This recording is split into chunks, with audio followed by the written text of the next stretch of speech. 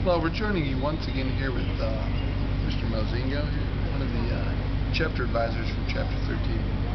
Could you explain the situation on the transportation that was used to come to this event? Is there a situation? I'm not sure, that's why I'm asking. I drove down with my two sons. And I followed Jeff Barnes. And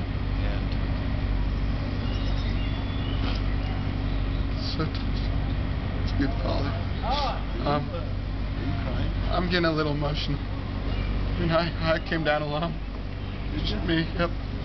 Okay. Sure. Yeah. Okay. Next question. We heard there was a lot of shenanigans last night in the camp. Yes. Could you confirm or deny this? I will confirm. You will confirm? I cannot deny. All right. And I heard there was a lending of some gigantuan-sized moccasins up for a found on the prairie trade, but there was a rumor that a small child did indeed sleep in one of these moccasins overnight. Moccasins? Yep. You know, I have no idea about that. You're the first person telling me about that. These would be the moccasins from Dallas. Yeah, I've seen those moccasins. Could you confirm or deny that a small child could indeed bed overnight in one of these moccasins? Bed? Yes, as in sleep. Oh, sleep. Take cover, shelter, and... Yeah, probably. All right. Yeah, maybe a preemie. Yeah, preemie. All right. Sure.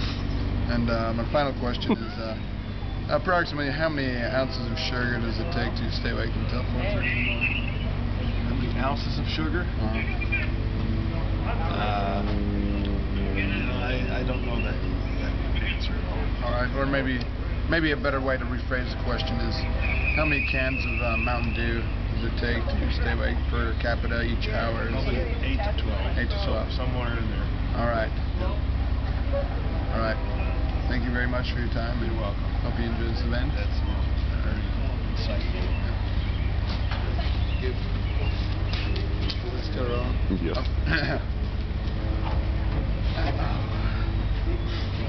Hello there, Travis. Sir. Travis has come to join us today for a slide interview. Now, Travis, we understand there was a lot of, playing on with the fire last night, and a little bit of sayings that went a little awry. The whisper game. Yeah, That's the what whisper you're game. referring Yeah, to? the whisper game. Okay. I heard there was a little kind of shady material that was passed around during one of these whisper games. Could you confirm or deny that? Oh, there was definitely some shady material. Very shady stuff. Yes. Heard something about large bellies flapping in the wind. Yeah. Yeah. Would you? I think it was fat belly. Oh, okay. Would you have happened to instigate any of these sayings by any chance? Yeah, the fat belly one was mine. Okay. And approximately how many times around the twine were some of these young men wrapped as they were on the cubs? You know, I cannot give any details on the twine wrapping because I had no part in the twine wrapping. I did see the twine. So I know the twine was used for something, but I can't verify any number of wrappings. Now, could you explain in detail how you were woken up twice this morning? Yes, the first time was some inconsiderate young people who felt it necessary to rebuild a fire by stomping the wood in pieces. The second time was a large man